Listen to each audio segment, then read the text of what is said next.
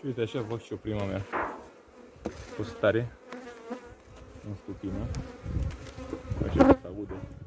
Nu știu cum se aude. Fac și un mic clip. Ia să vedem ce găsim la stupul ăsta. Cât de puternic e. L-am ridicat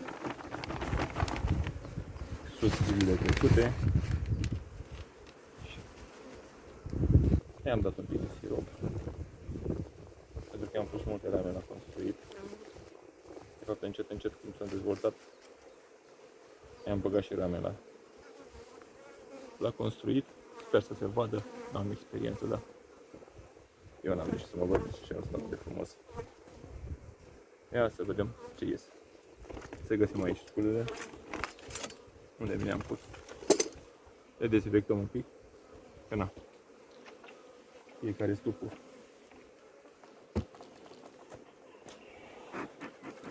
ia să vedem ce găsim aici.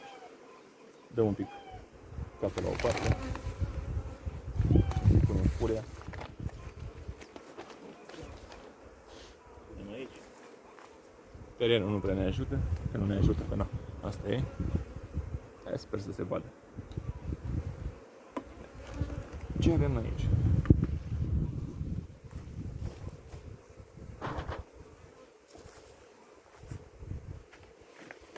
Dacă n-ar bate vântul, ar fi mai perfect. Dar acum aici vântul bate în fiecare zi. Nu te poți aștepta la minuni, că n-ai cum. Ia un pic de fum. Puțin omor. Și vedem ce avem noi aici. O diaframă care o punem aici lângă. O foiță care am pus-o la clădit și sunt convins că a clădit în mod parte pentru că a fost lângă diafragmă. Cât de cât ok. Acum o întoarcem și pe partea cealaltă. Sau depinde că ar putea să băgăm în mijlocul cuibului. De ce nu? Și să lăsăm alta mărginașă. Astea sunt dispozitivele în care practic tratez familiile de albine. Le tratez cu acest formic. Ia, ce avem noi aici?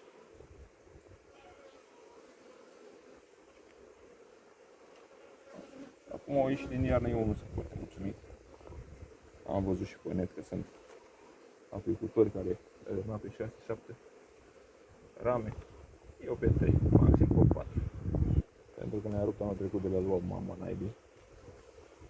Și n-aș putea să spun că asta are puiet, calvar, un pic tococit. După cum vă spuneam, sunt foarte multe rame care le-am băgat la construit. Dar că nu au fost strâmbe și astea au ieșit tot la fel de strâmbe. Încerc să le îndrept, să le bag lângă ramele care sunt cele mai bune. Ieri, căutând prin stupină, am găsit și câteva boci. Unele mi s-au părut super ok, super mari, frumoase. Și am făcut 2 roișori. Vedem ce o să iasă, poate găsim și făcumătra regină. Poate. Chiar sunt curios cum mai o să iasă clipul ăsta, pentru că n-am filmat niciodată, n-am experiență de așa ceva. Mai dau un film. Asta a fost ramă pusă câteva zile în urmă la... Uite și regina. Nu știu dacă se vede sau nu. Nu e marcată. Sunt familii care practic au fost cumpărate și anul ăsta vreau să fac multe regine așa maiere încât să le schimb pe toate. Da, aici connotat asta e un lucru bun. E construită destul de frumos. Pentru începătorii unul să mulțumim. Și eu fac agricultura doar să le... Dar nu pot să neg faptul că îmi place ceea ce fac. Chiar foarte, foarte mult. Așa că atunci când fac lucrurile de plăcere, foarte multă postură. Nu le-am pus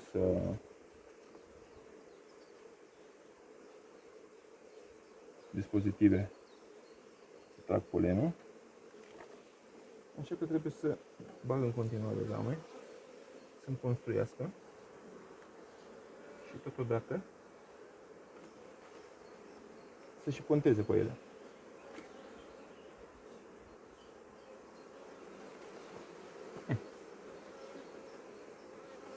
Destul de frumușică, zic eu. Repet, dacă a fost puse lângă rame care au fost strâmbe, așa i-am cumpărat și eu, au ieșit și este un pic cam strâmbe. Iar ceea ce vreau să fac eu este să reușesc să le mai îndrept din când în când și să-mi cumpăr rame din plastic pe viitor. Dar asta atunci când o să am cea rame. Pentru că nu voi accepta rame din altă supină, ceară din altă supină, pot să fie cel mai bun prieten, pot să mi le dea gratis, pot să mă plătească, să mi le dea. Are și ceva mâncare, e perfect. Câteva poterași. Dacă e să om poterași, Doamne ajută. Oricum, desfac sucul prin 6-7 zile, cam asta e intervalul la care îl desfac. Și acum am zis și am să mă uit un pic pe ultima ramă, pot o bag la pontat, dacă este construită bine. Așa.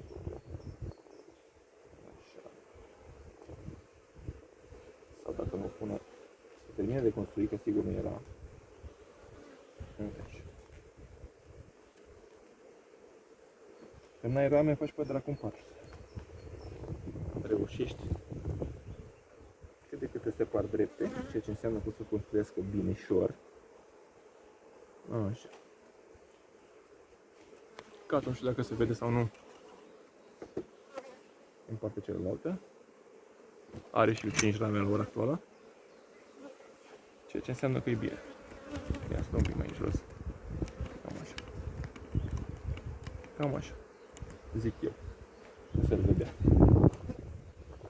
Un pic de când să fac din camere.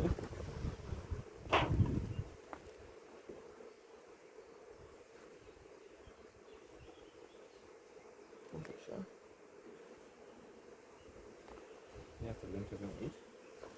Mă interesează mult cum să explice.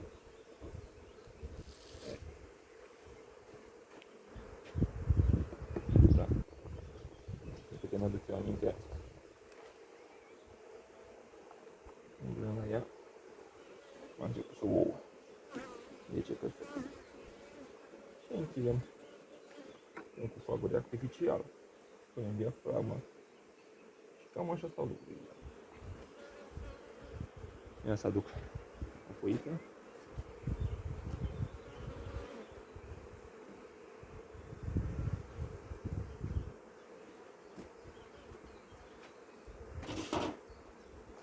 Îi dăm un pic de barbarol.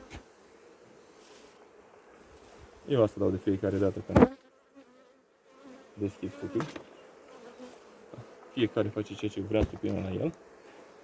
Și cred că fiecare dintre noi, atunci când face lucrurile cu pasiune, încearcă să le facă și bine. Cred că e posibil, dar nu o să se reușească întotdeauna. Uite așa.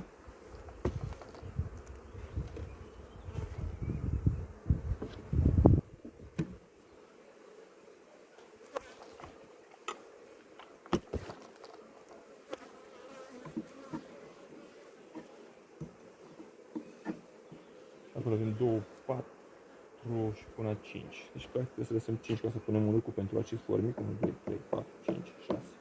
Punem aici pentru că aici era puiet. Iar după cum știu, acidul formic este în tratament. Eu îl consider foarte bun. Prin care cu el se pot ataca și larvele de... Deci nu e singur.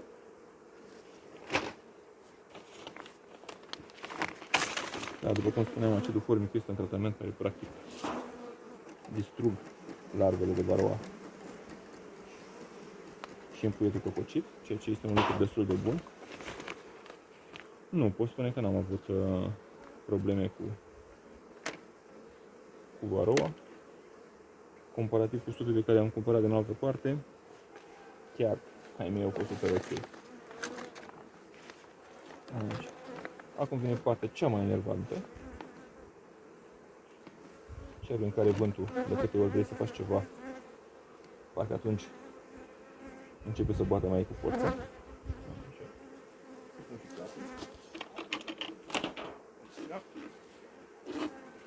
Am luat greu, dar reușesc să cum sigur.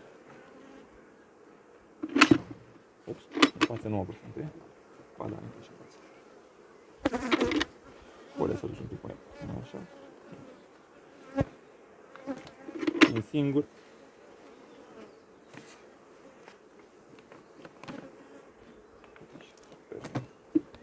Haideți totuși să vedem și aici ce s-a întâmplat. Sigur, în partea cu diafragma n-a construit. Întoarcem invers. Nu pot spune că construi rău. Dacă nu construiește bine și nu bagă rame, nu bagă miere în ea, o să cobor jos să ne pună la o oată. Asta punem aici. Dăm un fum, ia să vedem ce avem aici.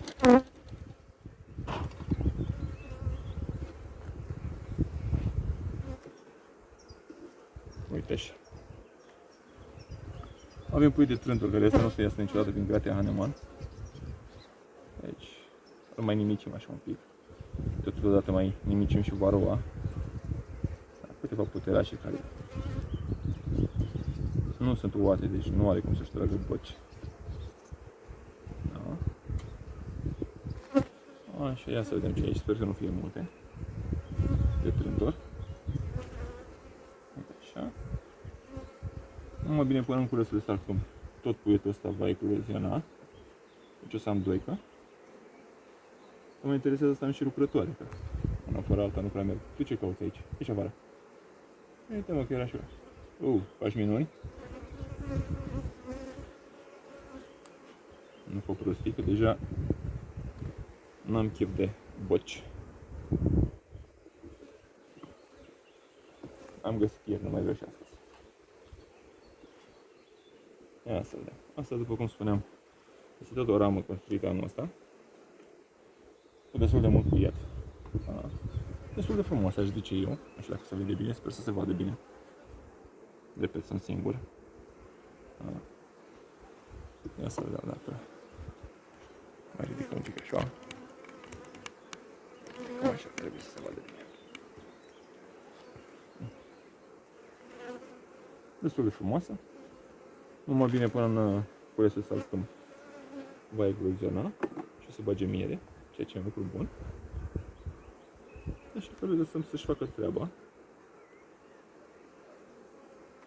Asta este cea de lângă rama mărginașă, care practic am urcat atunci când aveam mâncare pe ea. E ok. Da. Deci am început să care. După cum se vedea, punga aia de sirop era de ceva vreme. Și cam atât. Cam așa se prezintă majoritatea dintre stupii mei. Se lipesc naibii mănușile astea. Dar fără numai cum am plictisit să fiu înțepat. Nu sunt alergic, asta e un fapt foarte bun, chiar deloc. Mi-am luat suficient înțepături într-o singură zi, încât o mai vreau. Ieri am luat 2, chiar dacă am avut echipament de protecție. Și astăzi până în moment niciunul. Dar mai e până care termin. Așa. Să nu uit ulucul. Îi dăm un pic pentru ea. Baivarol. Îi punem ulucul pentru următorul tratament, care o să fie la sfârșitul săptămânii. Și sunt foarte bucuros că temperatura, din ceea ce am văzut eu, este cea propice pentru tratament. Atunci când este prea frig, din propria mea experiență, nu e atât de mare experiență, dar am observat și eu că nu se evaporă dacă este prea frig. Și dacă este prea cald, iar nu e bine. Deci cum mai dau, trebuie să nimerești avantaje și dezavantaje. Parcă așa e mai bine. Și vântul încearcă să-și facă de-am plaua până. Ieri am dat câteva înjurături, dar astăzi până în moment niciuna. Uite așa. Și lăsat în plata Domnului pentru câteva zile. Îi punem și publica asta, chiar dacă este caldă. Nu moare de cald încă. Și cam așa.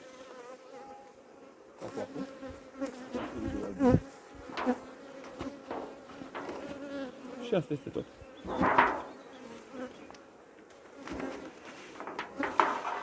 Asta este tot. E prins bine. Punem la loc. Ce să vă zic? Zi faină tuturor apicultorilor, tuturor prietenilor. Și cam așa arată stupina mea. Sper să se vadă ceva, nu știu. Mai e și în partea cealaltă, dincolo de dâmpul ăsta. Și cam așa stau lucrurile.